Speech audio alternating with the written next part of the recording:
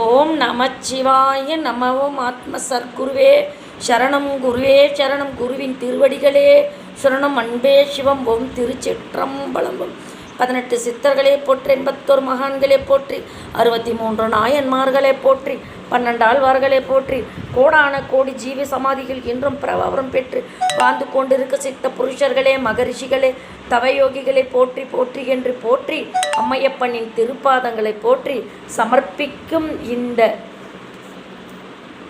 சமர்ப்பிக்கும் இந்த ஷார்ட்ஸ் என்னவென்றால், அன்பு ஆத்ம சொந்தங்களே, இன்னைக்கு 14/7/2025 நாகம்மா ஆத்ம அருள்வாக்கு சித்தர் பீடம் திருவண்ணாமலையிலிருந்து பதிவிடும் ஷார்ட்ஸ் என்னவென்றால், அன்பு ஆத்ம சொந்தங்களே, மடப்பூர பத்ரகாளியம்மன் அடக்காத்த ஐயனார் ஆலயத்திலே நடந்த நம் அஜித்குமார் என்கிற ஒரு ஏழை குடும்பத்தின் இளைஞன் பல கனவுகளை கண்டு எதிர்பார்த்து எப்படியெல்லாம் வாழணும் என்று வாழ்ந்து கொண்டிருந்த ஒரு பையன் இறந்துள்ளான்.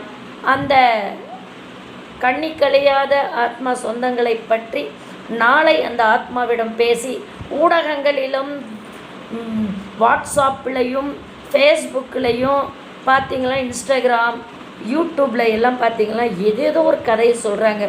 உண்மை என்னவென்று நான் அஜித்குமாரிடம் கேட்டு நாளை இதே ஷார்ட்ஸில் கரெக்டாக 1 மணிக்கு மதியம் பதிவிடுகிறேன். அப்படியே 300 பவுன் நகையும் 75 லட்சத்தில் கார் கொடுத்த நிகேத்தாவா என்னவோ அவங்க பேர், அது திருப்பூர் மாவட்டம், அந்த பிள்ளைகிட்டையும் நான் பேச போகிறேன். நாளைக்கு அஜித்குமார் மடப்பூர பத்ரகாளி அம்மன் கோவில் ஆலயத்து முன்பு அடித்து இழுத்து சென்று கோசாலையில் வைத்து காலி செய்த அந்த ஆன்மாவை அழைத்து பேச போகிறேன். பிறகு நிகேத்தாவுடைய ஆன்மாவிடம் எப்போது பேசுகிறேன் என்பதையும் தெளிவாக போடுகிறேன். அன்பு ஆத்ம சொந்தங்களே, இந்த அஜித்குமார் இறந்தது அகல மரணமா அல்ல இயற்கை மரணமா? அடித்து இறந்திருந்தாலும், ஆக்சிடெண்ட் விபத்துகளில் இறந்திருந்தாலும், நல்லபடியாக உறங்கும்போது இறந்திருந்தாலும் அது நல்ல இயற்கை மரணமாக இருக்குமா என்பதை நான் குருநாதரிடம் கேட்டு தியான மூலமாக கணித்து நாளை மதியம் 1 மணிக்கு பதிவிடுகிறேன். சாட்சில் பார்த்து ஆதரவு கொடுங்கள் அன்பு ஆத்ம சொந்த